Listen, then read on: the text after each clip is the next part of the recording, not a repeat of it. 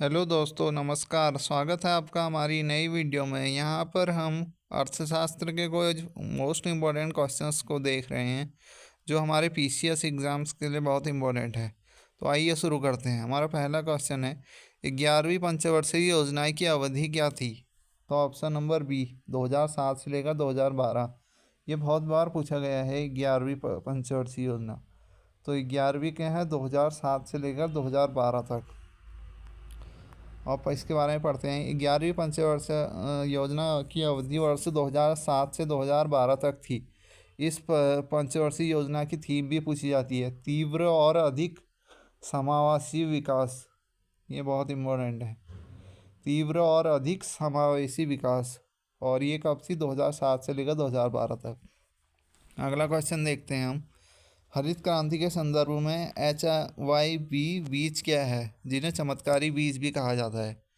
तो option D, ये क्या है? उच्च उपज वाली किस्म, हाई यील्ड वैरायटी। उच्च उपज, इससे ये बीज ऐसे बीज हैं हाई यील्ड वैरायटी कि जिससे क्या है, बहुत उच्च उपज होती है। मतलब जो उपज है वो बहुत ज़्यादा होती है। और उच्च उपज वाली, इसे चमत्कारी बीज भी कहा जाता है। तो ये क्या है? उच्च उपज वाली किस क्या है? HYV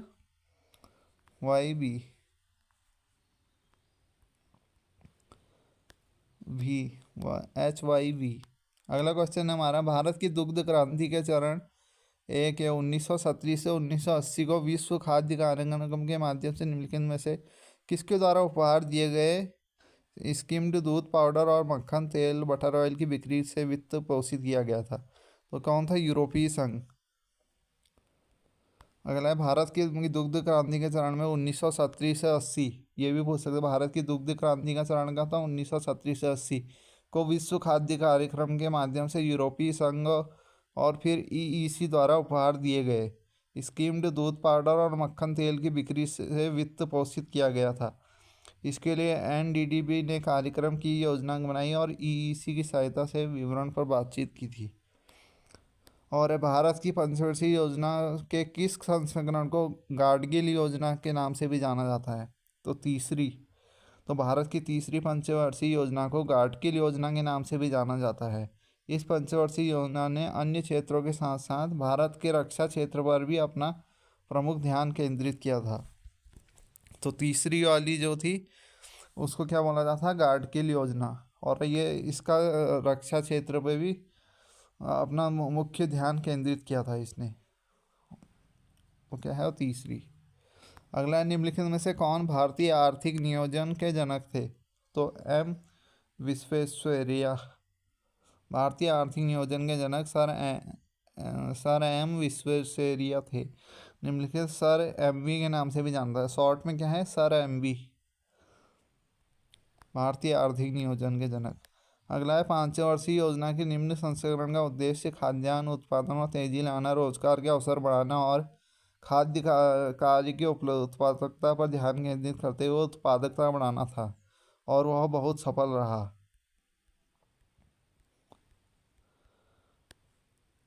ऑप्शन डी, सातवीं। सातवीं जो पंचवर्षीय योजना है वो उसके बारे में है। भारत की सातवीं पंचवर्षीय योजना का उद्देश्य खाद्यान्न उत्पादन में तेजी लाना और रोजगार को बढ़ाना। यह है इम्पोर्टेंट। रोजगार के अवसर को बढ़ावा देना, खाद्य कार्य को उत्पादकता को बढ़ाना और यह उत्पादकता को भी बढ़ाना। यह योजना सफल रही थी। तो सातवीं ये बहुत इम्पोर्टेंट है, सेवंथ वाली। इसमें क्या है? ये सफल रही थी और इसमें खाद्य कार्य और उत्पादकता को बढ़ाना था। और यह योजना सफल रही। इसने अपने निर्धारित लक्ष्य से 5 से अधिक 6% की वृद्धि प्राप्त की थी। और अब हमारा अगला क्वेश्चन है, हमारा मुद्रा बैंकिंग से है। जिस दर पर भारतीय रिजर्व बैंक वाणिज्यिक बैंकों को पैसे उधार देता है तो उसे क्या कहते हैं? रेपो दर। जो हमारा रिजर्व बैंक वाणिज्यिक बैंकों को उधार देता है और किस दर से देता है? रेपो दर। और जिस दर पर भारतीय रिजर्व बैंक वाणिज्य को पैसे उधार देता है उसे रेपो दर कहा जाता है। इसका उपयोग मुद्रास्फीति को नियंत्रण करने के लिए किया जाता है। वर्तमान में RBI के अध्यक्ष कौन है? शक्तिकांत दास, 25वां अध्यक्ष। आरबीआई के अध्यक्ष, ये बहुत इंपॉर्टेंट है। अगला है रिजर्व बैंक ने बैंकों और अन्य संस्थाओं को किस दर से परिवर्तन के निर्देश दिए हैं? तो ऑप्शन बी, लीबर से। भारतीय रिजर्व बैंक ने बैंकों को अन्य नियमित संस्थाओं से को London interbank bank offer rate LIBOR से परिवर्तन का निर्देश दिया गया है। इसका व्यापक रूप से उपयोग की जाने वाली वैश्विक बेंचमार्क ब्याज दर है। यह औसत ब्याज का प्रतिनिधित्व करता है और जिस पर बैंकों का अनुमान है कि विशिष्ट समय अवधि के लिए लंदन इंटरबैंक मार्केट में एक दूसरे से उधार ले सकते हैं। अगला है, जब नकद आरक्षित अनुपात CRR RBI द्वारा बढ़ाया जा सकता है तो यह अर्थव्यवस्था में पैसों की आपूर्ति में कमी लाएगा। अगर हम CRR एक महत्वपूर्ण नीति उपकरण है जिसका उपयोग RBI द्वारा तरलता को नियंत्रण करने के लिए किया जाता है। जब RBI CRR को बढ़ाता है तो बैंकों के पास उधार लेने के लिए धन कम हो जाता है। इसके उधार लेने की लागत बढ़ जाती है जिसके परिणाम स्वरूप कम पैसा प्रचलन में होता है। इसे मुद्रास्फीति को नियंत्रण करने के लिए मदद मिल सकती है। तो हमारा क्वेश्चन क्या था? जब नकद आरक्षित अनुपात CRR RBI द्वारा बढ़ाया जाता है तो अर्थव्यवस्था में पैसों की आपूर्ति में कमी लगाएगा। नकद आरक्षित अनुपात RBI द्वारा बढ़ाया जाएगा तो क्या होगा? ऑप्शन बी सही। अगला क्वेश्चन हमारा, निम्नलिखित में से कौन भारतीय आर्थिक नियोजन के जनक थे?